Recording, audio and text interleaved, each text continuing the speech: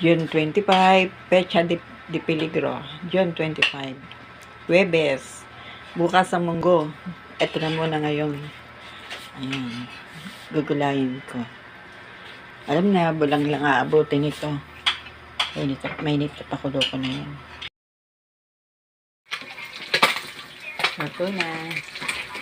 Luto na yung bulang lang.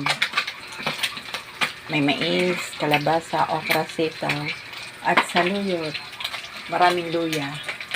Ito yung kamats niya.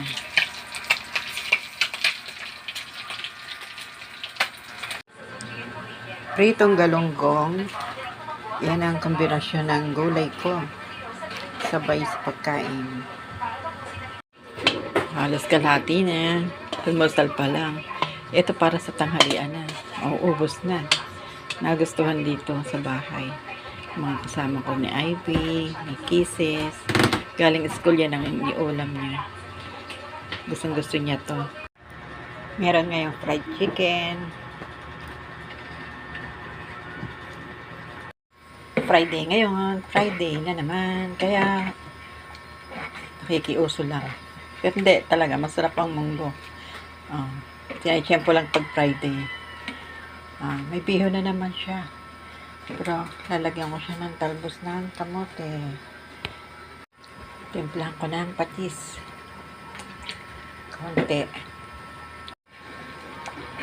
Kulang-kulo na. Mukhang luto na tong bihon.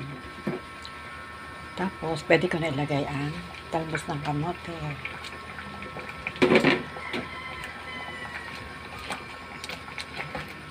Yan. Mamaya ko palutuin yung galunggong.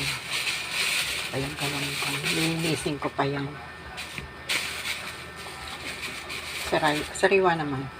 So, lagyan natin ng pampaylan, chicharon, toppings sa ito. Pwede na. Okay na. Okay na yan.